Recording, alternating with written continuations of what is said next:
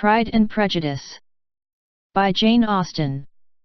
Chapter 33. More than once did Elizabeth, in her ramble within the park, unexpectedly meet Mr. Darcy. She felt all the perverseness of the mischance that should bring him where no one else was brought, and, to prevent its ever happening again, took care to inform him at first that it was a favourite haunt of hers. How it could occur a second time, therefore, was very odd. Yet it did, and even a third. It seemed like wilful ill-nature, or a voluntary penance, for on these occasions it was not merely a few formal inquiries and an awkward pause and then away, but he actually thought it necessary to turn back and walk with her. He never said a great deal, nor did she give herself the trouble of talking or of listening much, but it struck her in the course of their third rencontre that he was asking some odd unconnected questions about her pleasure in being at Hunsford, her love of solitary walks, and her opinion of Mr. and Mrs. Collins's happiness, and that in speaking of Rosings and her not perfectly understanding the house, he seemed to expect that whenever she came into Kent again she would be staying there too. His words seemed to imply it. Could he have Colonel Fitzwilliam in his thoughts?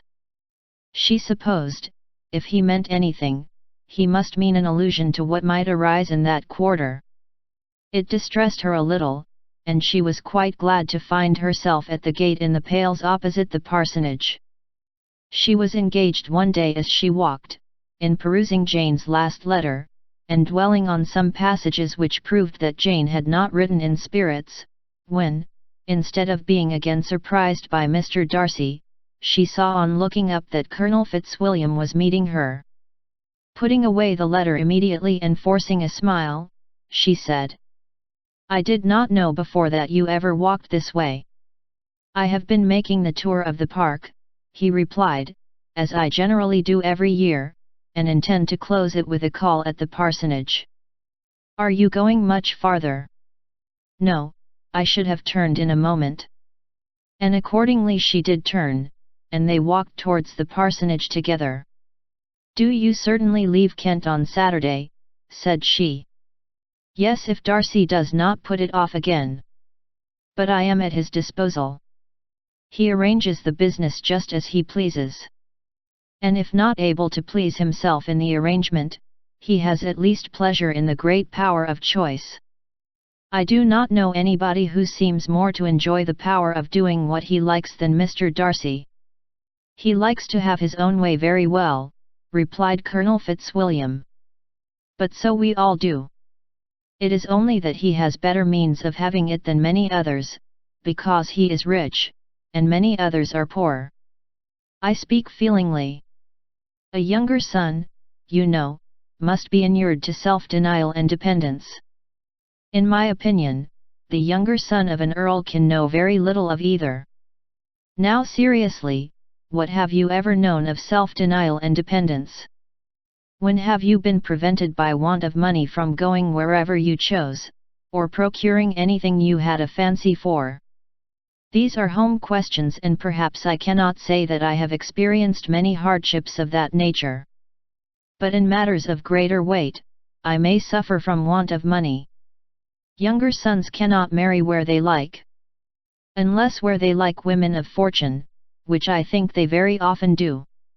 Our habits of expense make us too dependent, and there are not many in my rank of life who can afford to marry without some attention to money. Is this, thought Elizabeth, meant for me?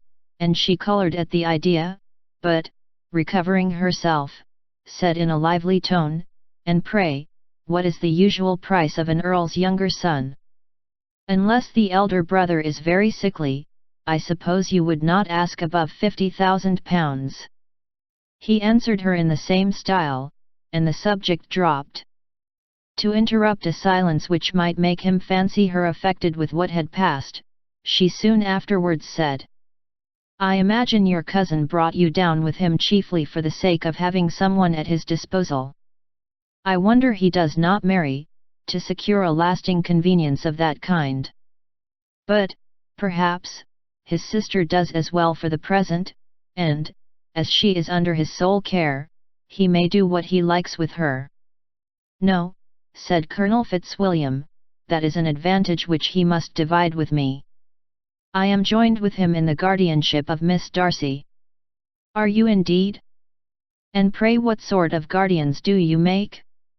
Does your charge give you much trouble? Young ladies of her age are sometimes a little difficult to manage, and if she has the true Darcy spirit, she may like to have her own way. As she spoke she observed him looking at her earnestly, and the manner in which he immediately asked her why she supposed Miss Darcy likely to give them any uneasiness, convinced her that she had somehow or other got pretty near the truth. She directly replied, "You need not be frightened. I never heard any harm of her, and I dare say she is one of the most tractable creatures in the world. She is a very great favourite with some ladies of my acquaintance, Mrs. Hurst and Miss Bingley. I think I have heard you say that you know them." "I know them a little. Their brother is a pleasant gentlemanlike man. He is a great friend of Darcy's." "Oh, yes," said Elizabeth drily, "Mr. Darcy is uncommonly kind to Mr. Bingley, and takes a prodigious deal of care of him." "Care of him?" "Yes, I really believe Darcy does take care of him in those points where he most wants care. From something that he told me in our journey hither, I have reason to think Bingley very much indebted to him. But I ought to beg his pardon, for I have no right to suppose that Bingley was the person meant. It was all conjecture." "What is it you mean?" "It is a circumstance which Darcy could not wish to be generally known, because if it were to get round to the lady's family, it would be an unpleasant thing. You may depend upon my not mentioning it. And remember that I have not much reason for supposing it to be Bingley. What he told me was merely this, that he congratulated himself on having lately saved a friend from the inconveniences of a most imprudent marriage, but without mentioning names or any other particulars, and I only suspected it to be Bingley from believing him the kind of young man to get into a scrape of that sort, and from knowing them to have been together the whole of last summer." "Did Mr. Darcy give you reasons for this interference?" "I understood that there were some very strong objections against the lady." "And what arts did he use to separate them?" "He did not talk to me of his own arts," said Fitzwilliam, smiling. "He only told me what I have now told you." Elizabeth made no answer, and walked on, her heart swelling with indignation. After watching her a little, Fitzwilliam asked her why she was so thoughtful. "I am thinking of what you have been telling me," said she. "Your cousin's conduct does not suit my feelings. Why was he to be the judge? You are rather disposed to call his interference officious. I do not see what right Mr. Darcy had to decide on the propriety of his friend's inclination, or why, upon his own judgment alone, he was to determine and direct in what manner his friend was to be happy. But," she continued, recollecting herself, "as we know none of the particulars, it is not fair to condemn him. It is not to be supposed that there was much affection in the case." "That is not an unnatural surmise," said Fitzwilliam, "but it is a lessening of the honour of my cousin's triumph very sadly." This was spoken jestingly, but it appeared to her so just a picture of Mr. Darcy, that she would not trust herself with an answer, and therefore, abruptly changing the conversation, talked on indifferent matters until they reached the parsonage. There, shut into her own room, as soon as their visitor left them, she could think without interruption of all that she had heard. It was not to be supposed that any other people could be meant than those with whom she was connected.